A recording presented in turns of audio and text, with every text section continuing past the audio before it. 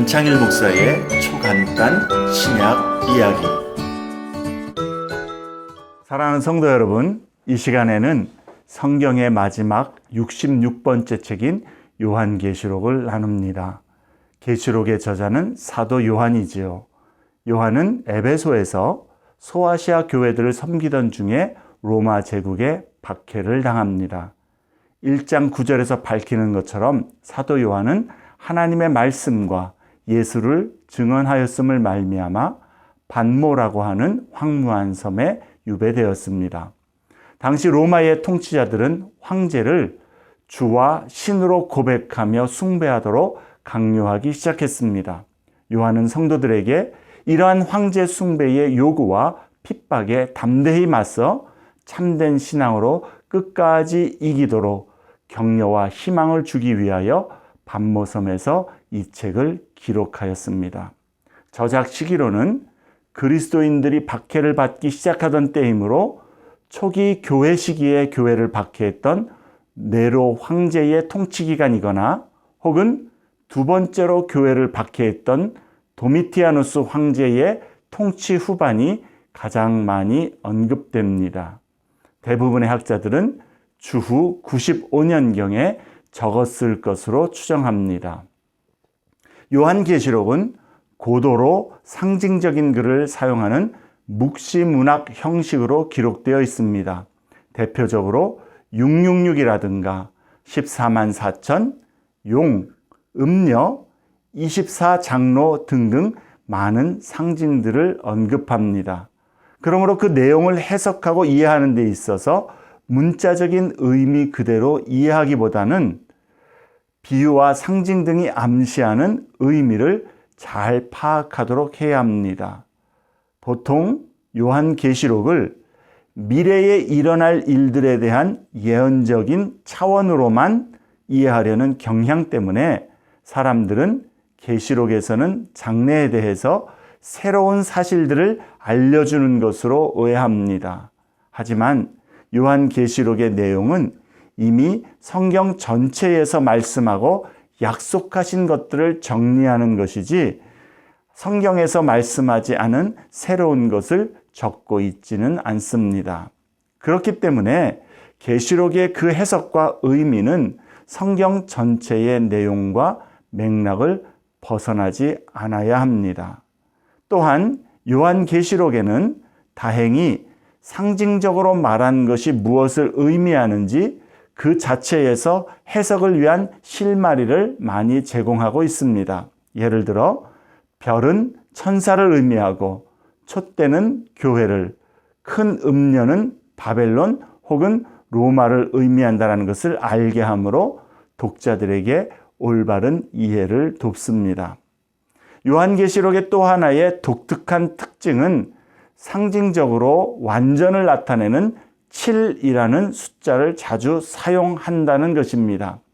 7교회, 7영, 7금촛대, 7별, 7인, 7뿔과 7눈, 7나팔, 7우레, 7이적, 7왕관, 7재앙, 7금대접 등등 결국 하나님께서 모든 역사 가운데에 그의 원대하고도 선하신 계획과 구원을 궁극적으로 완전히 성취하시고 승리를 이루실 것을 나타내 보여주는 것이죠. 요한계시록의 내용은 크게 5부분으로서 서론과 4개의 환상에 대한 묘사로 나눌 수 있습니다. 먼저 1장에서 3장은 서론과 함께 부활하신 영광의 그리스도께서 아시아의 7교회에 보내신 편지로 시작합니다. 다양한 지상의 교회의 모습과 상황을 지적하시는 이 말씀은 모든 시대의 모든 교회와 성도들이 자신의 신앙을 진단하도록 하는 시약과도 같습니다. 4장에서부터 마지막 장 22장까지는 사도 요한이 본 4번의 환상으로 구성되어 있습니다. 첫 번째 환상은 4장과 5장으로 천상의 성전에 대한 환상입니다. 하늘 보좌 위에 앉으신 이와 그분께 드려지는 예배, 그리고 두루마리와 어린 양을 봅니다. 로마 황제 숭배를 거부하는 성도들에게 영광의 왕 예수만을 경배함이 얼마나 고귀하고 벅찬 일인가를 상기시켜 줍니다. 두 번째 환상은 6장부터 16장에 기록된 요한계시록의 중심 부분으로서 7 재앙의 이야기입니다.